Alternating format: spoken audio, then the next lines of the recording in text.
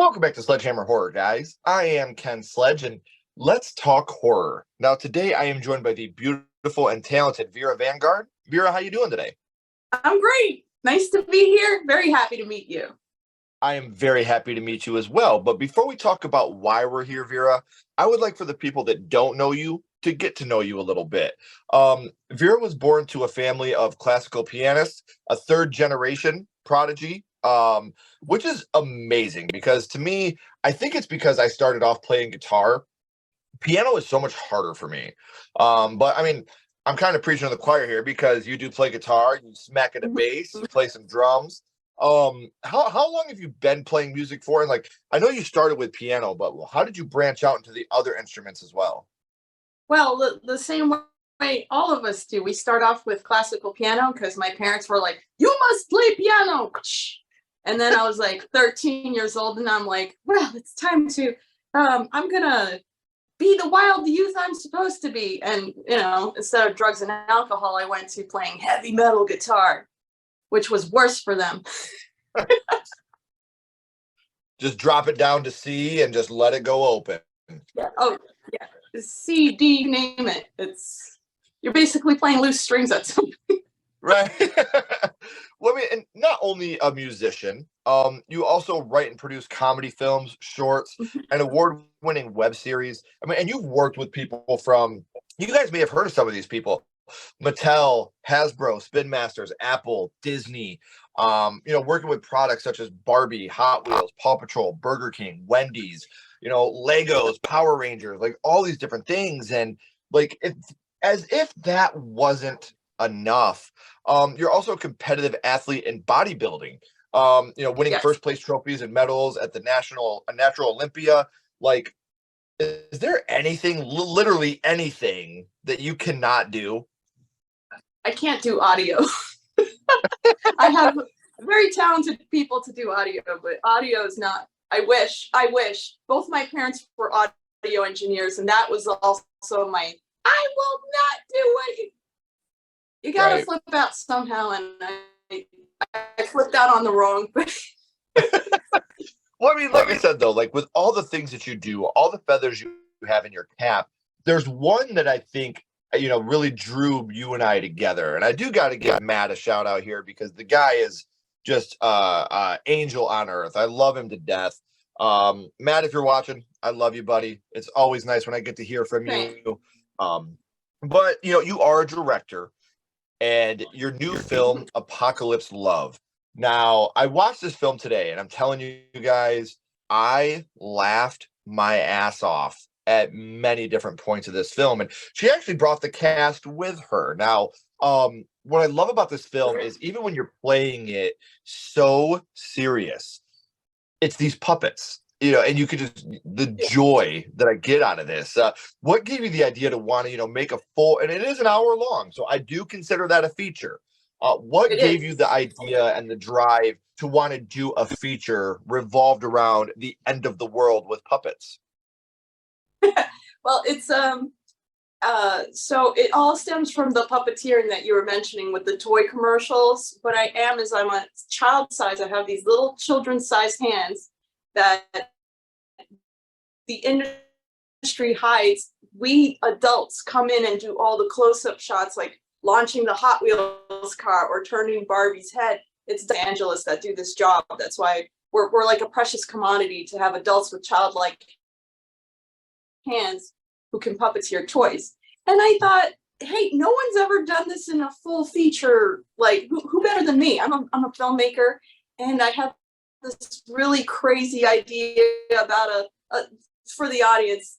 This is for Apocalypse Love. The movie's called Apocalypse Love, and it's a zombie alien puppet movie with the most ridiculous premise you've ever heard of. Actually, this would be a great place to show the people the trailer. Yeah, and that's what I was just going to say, guys. I got the trailer for you, and we're going to check that out right now. Have you ever been so in love you would do the unthinkable?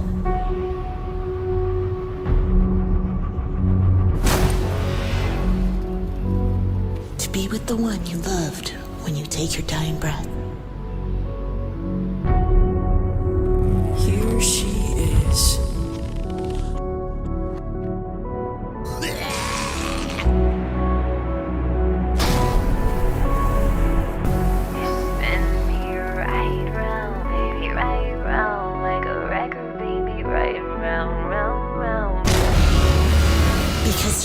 push yourself beyond any limit. Please! You took everything from us. I have nothing left. At least don't let me die without holding her in my arms. Someone has to stop this thing!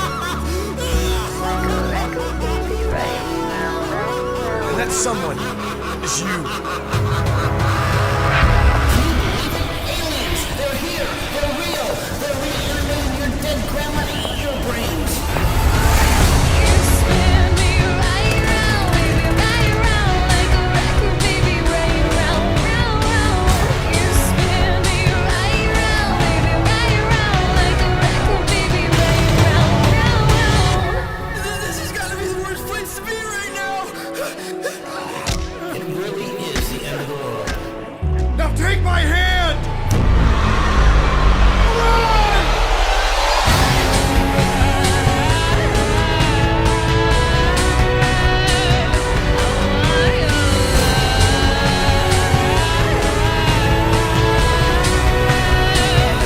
I really hate humans. Yeah, well, we pretty much hate ourselves too. Record, baby, right round, round, round. We're all caught up. It is a zombie alien puppet movie, starring this guy. This is Tom. Say hi, Tom. And it's the first of its kind feature film using play motion animation, meaning it's an animated movie, but you see the hands on the dolls moving them around. And that's part of the art. That's what I do in toy commercials, and it's never been done in feature film form.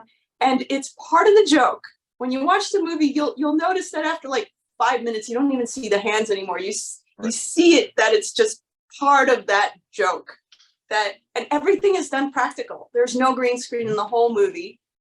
We added spaceships and lasers later on, of course, but everything is practical. He's actually driving the Mini. Get it? It's a Mini. It's awesome. And he drives Like the stick. he drives stick. That's part of the whole thing. Like he doesn't get carjacked. Every time he drives, he gets carjacked. I don't care. I'm still taking your phone. I'm telling you, like I literally Yeah, like, exactly. I was laughing. And the thing that I love about this, like you said, for the first couple minutes, you're right. You're thinking about the hands. You're thinking about how is he using that shovel so properly. But as the movie goes, you're not even thinking about that anymore. You're so invested in the story. And like even at the beginning, like I don't want to get spoilery here, guys, because I think that's something you should definitely check out. But when you have the montage and him hearing in his head, I didn't want her around you, all this stuff. You're like, damn, I kind of feel bad for Tom right now. This guy's. I wanted as you could see, he's full on emo, including the little side chain on his pocket. Like, I can't wait for these two to be cosplayed like at a convention. Like, here's his ex-girlfriend, and I don't want to ruin the story, but they used to be in a band, and then he got her best friend, took him away. Yoko Ono the band, and then she's the jilted ex, and it's a very complicated story between them. You think it's puppets, but it's like you also get a fair amount of puppet throwing up throughout the film too, which I think is just absolutely brilliant. So another thing I love, like you said, not only is this a unique idea, but it's something that as you're going, you get super invested in the story. And by the time, again, I'm not going to spoil it, but by the time you get to the end, you're like, this is just fucking genius. The way that we get to, and the aliens do have some earthly vices as well. So it was a lot of fun to be able to sit down and watch it and learn. Again, the reason why the zombies are here is just, it's goddamn genius. Like, it is just one of those things where it's just like, it makes so much sense that it just like you're surprised it hasn't already happened. Right. I think it's the lazy man's invasion on the alien part. Yes. Which would explain why. No, go ahead. if you notice, this one is green because he's the leader, because he does too much of the bad thing. And the others are gray. They're supposed to be gray aliens, but because this one is doing too much of the bad thing, he turned green. Yep. In case you missed that one, it's little tiny gems like that. And that's what I love about it is people could hear, oh, it's a movie with puppets and you see their hands. That's really lazy. And that's not the case. Like the underlying jokes, the little Easter eggs like that. And like you said, that's part of the art. You could have easily done this without the hands. It's not like, oh, well, how are we going to do it without the hands? It's been done before. You could have easily done that. But like you said, it's part of the art. That's part of the comedy that goes along with it, is being able to see the hands. And even at the most ridiculous moments, you're just like, this is the coolest shit I've ever seen. Just because you could always fall back on, these are puppets, but they're played so seriously. And I think that's brilliant. I love it. And for you guys to be able to stay up to date on all of this, and when we'll get a release on this, I do have all of Vera's social media links down in the description. So make sure you're giving those a click. Make sure you're following her on social media. Are we going to get a physical release of the film, or are we just going to get are we going to get streaming accessibility? Or Yes, we're with Darkside releasing. They're releasing it on VOD worldwide, and we will have DVD and Blu-ray as well. Street dates we don't know yet because it's literally fresh off the press. Like we just finished it maybe 7 weeks ago. I delivered it to distribution, so it's like super new, super fresh. We actually premiered it at the Chinese Theater with the Golden State Film Festival, and we won grand prize best animated feature. Like I was like, this is it. This people got it, and it was just so amazing to be in a theater watching people laughing like through the whole thing, and just so heartwarming. And let's talk about the awesome soundtrack. The rock and roll soundtrack. I couldn't believe I got all that music. It's all friends of mine that lent me their music, and we have bands like Vampires Everywhere and John Fryer, who worked on all of Depeche Mode's things and just like all these incredible musicians that just said, here's permission, go ahead. No one, when I was putting this together, I was like, hey, do you want to work on a zombie alien puppet movie? And like no one said no. Right. Well, I mean, like, who would say no to that? Like, that's like the three things that I want.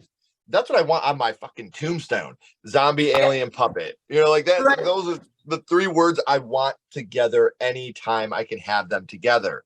And like I said a minute ago, we don't know for sure when the physical release is going to be. And I know if you're a horror fan, you're a horror comedy fan, physical media means a lot to you. So make sure that you are following Vera so you can stay up to date, not only on Apocalypse Love and when we're going to get physical releases of that, as well as VOD streaming services, but also for the future projects that she's going to be working on, because you're going to want to keep up with everything she has going on in the future. Now, Vera, in order for you to direct and write a horror comedy and be involved in the horror world, horror had to start for you somewhere. And I'll be goddamned if I've ever seen a more ironic start to a horror life than yours. And on top of that, we are over 420 episodes now, guys. Over that.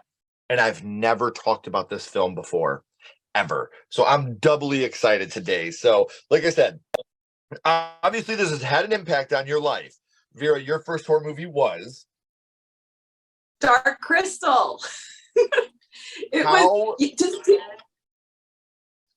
You can't make it up. You can't. But when you think about it, how scary are all the puppets in that movie? I mean, it's not really a small children's movie, even though we saw it as kids. But I don't know if kids today would understand the beauty and the horror of those. Like the Skeksis alone are just like, they're scary. They're like just as scary as Gremlins and all those puppets. Like the Leprechaun puppet's not even as scary as a Skeksy walking around. For sure. And this is one of those movies that, as a kid, I watched this right along the time other movies that maybe aren't really considered horror, but to me are gateway horror movies like this, The Gate, Labyrinth, The Goonies. I was watching all these at the same time. Yeah. And it's one of those movies where you're watching it, like I always compare this to Labyrinth. This is kind of the darker Labyrinth. And do you remember about how old you were the first time you had seen it? Oh, I was definitely under 10, for sure. Which For is sure. My and, dad and was really into this stuff. yeah, it's definitely one of those movies that as especially as a young boy, a young girl watching this film, there's definitely the moments of anxiety and fear and genuine fear that come along with what we're watching here.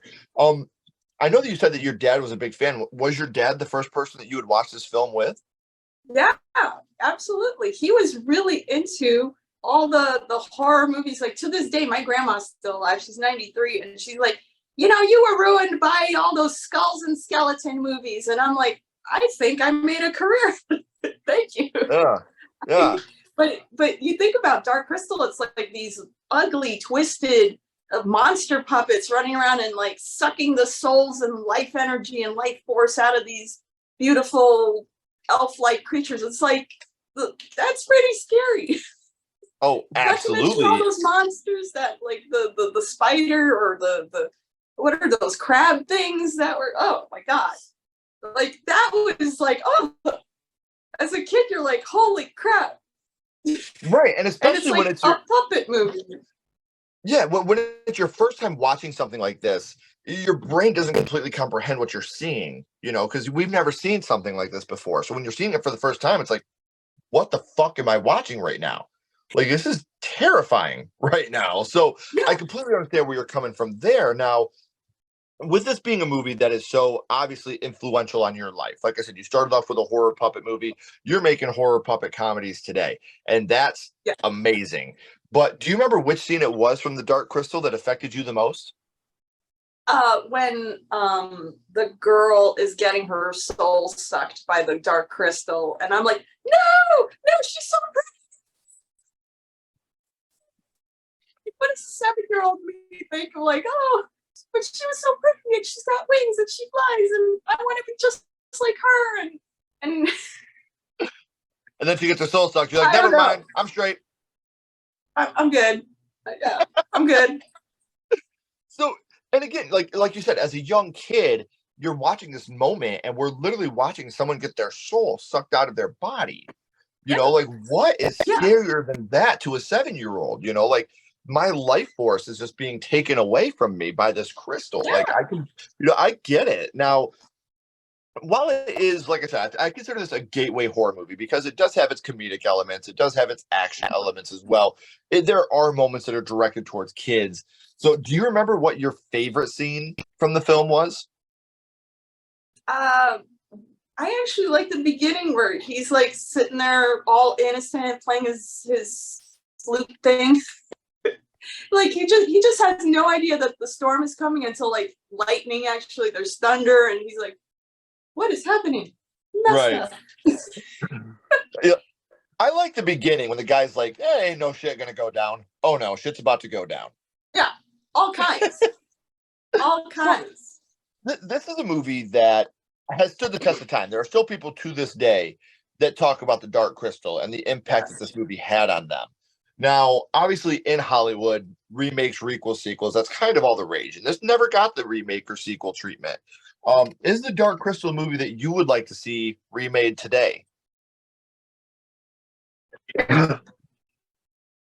Well, if you remember, Netflix did do a spin-off series. Did you know about Oh, that? I did Yeah, not know it about was that. awful.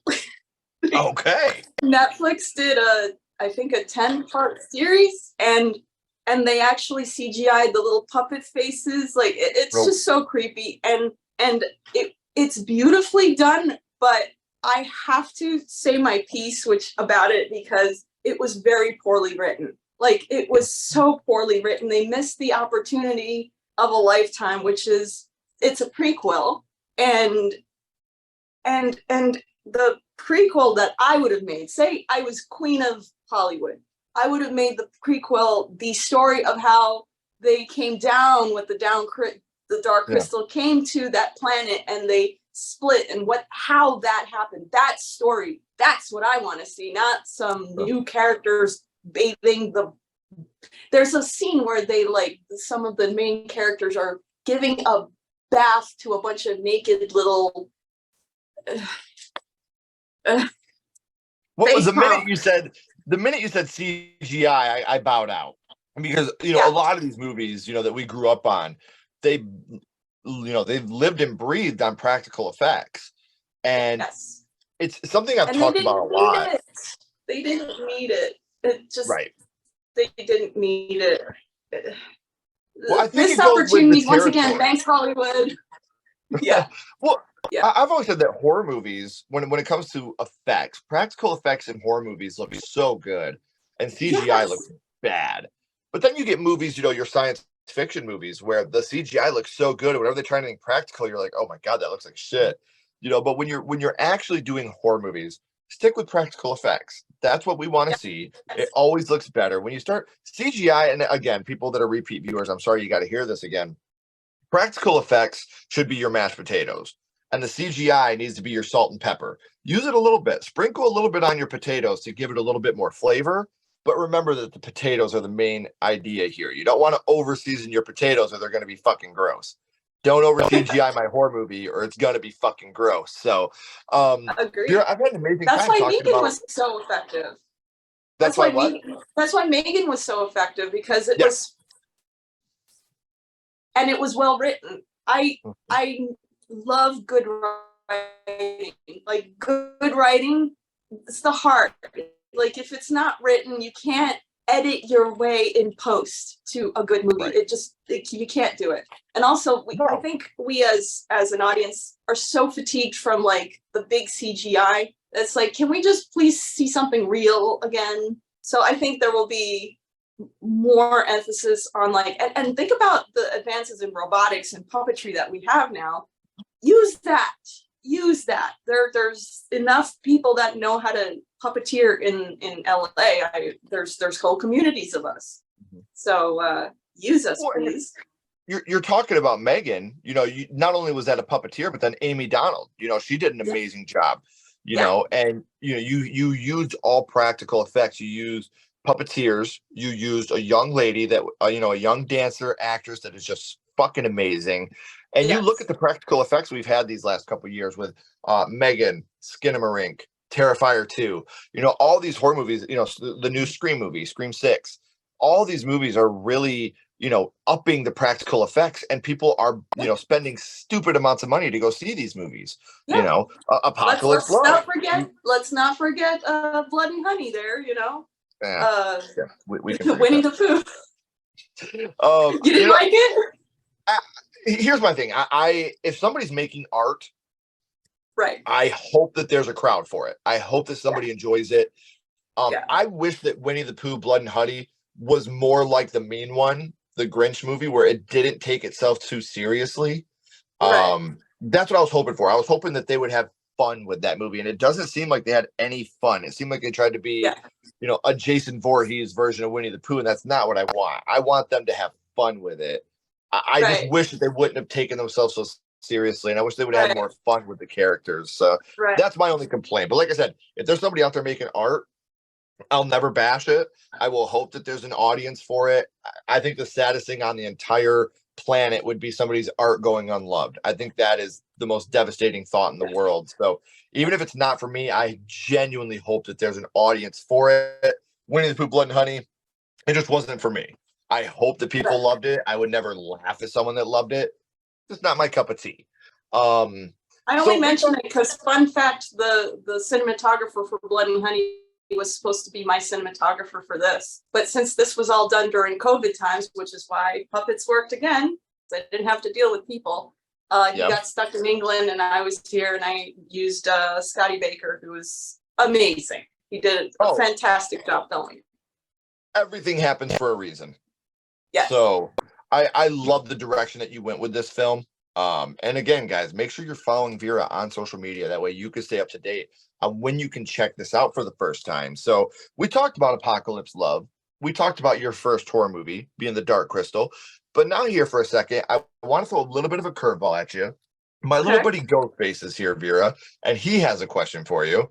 What's your favorite scary movie, Vera? What is your favorite horror movie of all time? Oh, that's hard. That's very hard. Well, Mr. Scream over there, I did love the first Scream movie. I did. It was well written. It was like, for the time when it came out, it was so edgy. Yeah. Like so edgy and so well written, and everyone was like, "Oh my god!" Like everyone made the Scream face. Yeah. So I'll go with Mr. Scream over there. Yeah, I don't think that anybody could argue. Something I've talked about a lot is, even if you're not a fan of Scream, I don't think anybody can deny the impact that Scream had. Scream to me is the When I Come Around of movies. Like When I Come Around, Green Day came out with that, and punk rock started to become huge. Like punk rock started to get really huge in the mainstream when Green Day released When I Come Around. And then, Scream comes out. You look at the movies that came out in 93, 94, 95, and then the movies that came out in 97, 98, 99, horror exploded after Scream. Yeah. Just like what Green Day did to punk rock in the mainstream is what Scream did for horror movies in the mainstream. Scream made it so that you could like a horror movie in May and not be fucking weird because it's not Halloween. Like that's what I love about Scream, is it made horror cool. Like I sound so old. It made horror hip. I sound like a fucking old geriatric But man, it did. It did. Really? It brought in a new era of like a very interesting, like what the movies where you're cheating death. What? Final Destination. Yes, all of those were like, it's all in that genre. Really cool. What You Did Last Summer. It's all in that. Like that cool hip, like for that time in the 90s, it was just a very interesting like genre in itself. It was a subgenre of this like cool and it was practical, and it was well written. They were all very all the ways in Final Destination, like just all those cool ways of like murdering. Yes. Like Death has a sense of humor. And you're right. Like all these movies, like they exploded at the right time. And you have all these movies, The Final Destination, I Know What You Did Last Summer, Urban Legend, Scream, Valentine, like all these movies, they really, really popularized horror. And without Scream, I don't think horror would even be today what it is. Scream really did rejuvenate the horror genre. So, I've had an amazing time, Vera, talking to you about your first horror movie, some of your directorial edits. I've also had fun talking about your favorite horror movie. But before I let you go, we always fall back on the same question. What we're going to do is we're going to bounce back to the Dark Crystal. And what we're going to do is rank this movie on a skull count.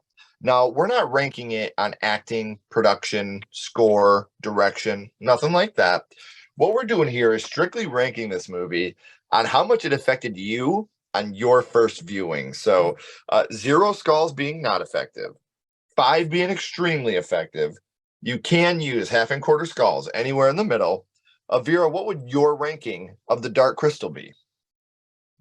10 out of 10 skulls, because it influenced my career to become a puppeteer.